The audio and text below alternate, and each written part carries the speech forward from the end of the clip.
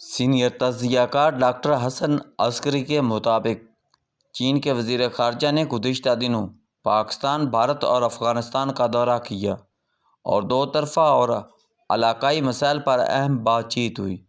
بھارت کا 2 روزہ دورہ ایک اہم پیش رفت تھی، کیونکہ اس دورے کے دوران چین اور بھارت کے درمیان طے پانے والے معاملات کا مقصد ان کے دو طرفہ تعلقات کو بہتر بنانا تھا۔ کابل میں چینی وزیر خارجہ نے نہ صرف طالبان کے وزیر اعظم ملا حسن اخوند سے ملاقات کی، بلکہ افغانستان، چین اور پاکستان کے اجلاس میں بھی شرکت کی۔ وزیر خارجہ اسحاق ڈار 20 اگست کو اس مقصد کے لیے کابل گئے تھے۔ بعد ازاں 20 اگست کی شام چین کے وزیر خارجہ 2 روزہ دورے پر پاکستانی حکام سے ملاقات کے لیے اسلام آباد آئے۔ چین کے وزیر خارجہ کا دلی کا دورہ بھارت اور پاکستان کے لیے غیر ملکی تعلقات کو آگے بڑھانے کا طریقہ سیکھنے کے لیے ایک اچھی مثال ہے۔ چین اور بھارت میں بہت سے اختلافات ہیں اور چین کا بھارتی علاقوں پر دعویٰ بھی ہے، جس میں شمال مشرقی بھارت میں ریاست اروناچل پردیش پر اس کی ملکیت کا دعویٰ بھی شامل ہے۔ 2020 کے موسم گرما میں دونوں ملکوں کی لداخ کے علاقے میں سرحدی جھڑپیں بھی ہوئیں۔ ان سیاسی اختلافات کے باوجود بھارت اور چین تجارت اور سفر سمیت تعلقات کار کو برقرار رکھنا چاہتے ہیں۔ چینی وزیر خارجہ کے دلی کے دورے میں بھارت اور چین نے براہ راست ہوائی پروازیں شروع کرنے پر اتفاق کیا، جو 2020 میں کورونا وائرس پھیلنے کی وجہ سے معطل کر دی گئی تھی۔ انہوں نے دو طرفہ تجارت اور سرمایہ کاری بڑھانے پر بھی اتفاق کیا۔ سرحد سے متعلق مذاکرات میں سرحدی علاقوں سے فوجیوں کو پیچھے ہٹانا اور سرحدی امور پر مشاورت اور ہم آہنگی کے لیے ورکنگ گروپس کی تشکیل شامل تھی، اور حال ہی میں چین میں ہونے والے شنگھائی تعاون تنظیم کے سربراہی اجلاس میں بھارتی وزیر اعظم نے بھی شرکت کی۔ سنگین سیاسی اختلافات کے باوجود معاشی تعلقات اور تجارت کو برقرار رکھنے کی ایک اور مثال چین اور تائیوان کا معاملہ ہے۔ چین تائیوان کو اپنے علاقے کا حصہ سمجھتا ہے۔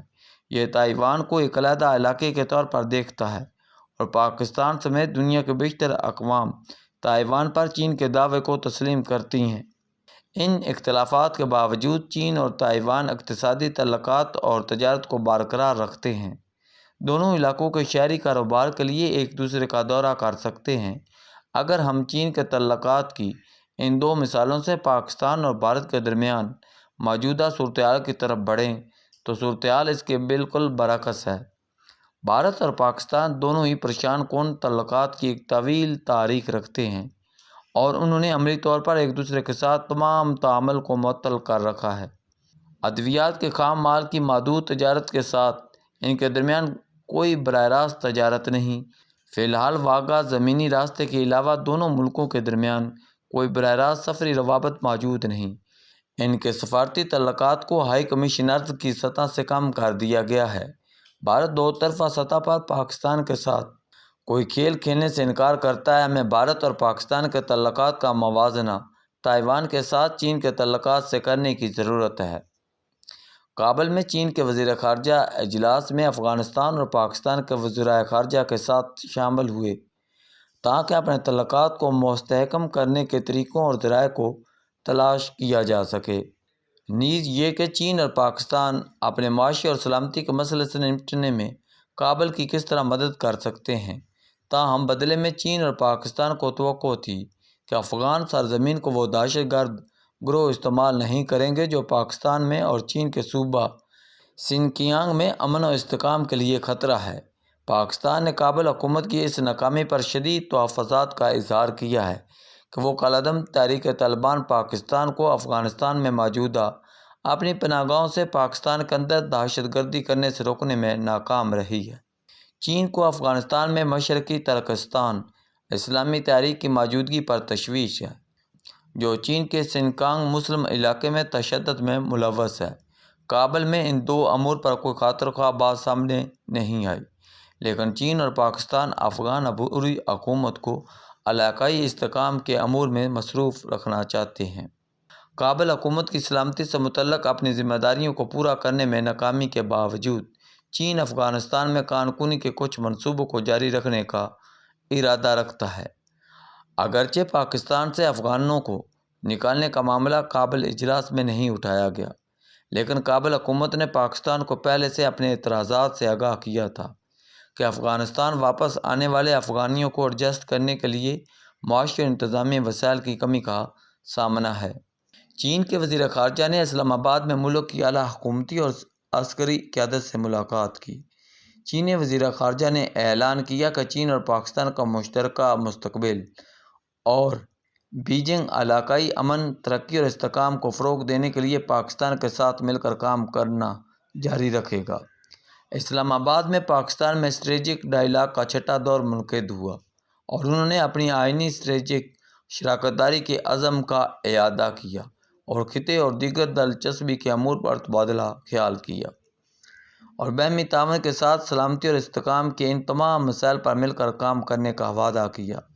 توقع ہے کہ پاکستان چین سے نئے ایئر ڈیفنس سسٹم حاصل کرے گا۔ چینی وزیر خارجہ نے پاکستان میں کام کرنے والے چینی اہلکاروں کی سلامتی سے متعلق امور پر بھی تبادلہ خیال کیا۔ انہوں نے پاک چین اقتصادی راہداری کی کارکردگی کا بھی جائزہ لیا، جس کا مقصد اس کے دوسرے مرحلے میں اس کے عمل کو تیز کرنا ہے۔ انہوں نے افغانستان کو سی پیک سے جوڑنے کا فیصلہ کیا۔ چین اور پاکستان دونوں اس کام کی رفتار کو تیز کرنا چاہتے ہیں تاکہ یہ جلد از جلد مکمل طور پر کام کرے۔ تاہم بلوچستان میں بڑھتی دہشت گردی کی سرگرمی اس منصوبے میں سب سے بڑی رکاوٹ ہے۔ گلگت بلتستان اور خیبر پختونخوا میں جاری بارشوں اور سیلاب نے بھی اس کام کو سست کر دیا ہے۔ پاک چین اقتصادی راہداری جب مکمل طور پر فعال ہو جائے گی اور گوادر بندرگاہ بھی پوری طرح کام کرنے لگے گی تو اس سے پاکستان کو نمایاں معاشی فائدہ حاصل ہوگا۔ چین امریکہ کی طرح بلوچستان اور خیبر پختونخوا میں معدنیات کے منصوبوں میں دلچسپی رکھتا ہے۔ چین کے وزیر خارجہ نے مئی میں پاک بھارت جنگ پر عوامی سطح پر کوئی تبصرہ نہیں کیا، لیکن انہوں نے پاکستان کی آزادی اور یکجہتی کے لیے چین کے عزم کا اعادہ کیا اور خطے میں امن و استحکام کی ضرورت پر زور دیا۔ چین ترجیح دے گا کہ پاکستان اور بھارت اپنے دو طرفہ مسائل پرامن حل کی طرف کام کریں۔ چین کے وزیر خارجہ کا 3 جنوبی ایشیا ممالک کا دورہ اس خطے کی ریاست کے ساتھ مثبت اور معاشی طور پر فائدہ مند تعلقات برقرار رکھنے کی چین کی خواہش کی عکاسی کرتا ہے۔ جنوبی ایشیائی ممالک میں چین پاکستان کے ساتھ اپنے تعلقات کو سب سے زیادہ ترجیح دیتا ہے۔ حالیہ برسوں کے دوران انہوں نے اقتصادی، صنعتی، دفاعی اور سلامتی کے شعبوں میں مل کر کام کیا ہے۔ بھارت کے ساتھ مئی کی جنگ میں پاک فضائیہ کی جانب سے چینی جیٹ لڑاکا طیاروں، میزائلوں اور ڈرونز کے کامیاب استعمال کے بعد پاکستان بالخصوص اپنی فوج پر چین کا اعتماد بڑھ گیا ہے۔ چین اب دفاع سے متعلق ٹیکنالوجیز کو پاکستان کے ساتھ شیئر کرنے کے لیے زیادہ تیار ہوگا۔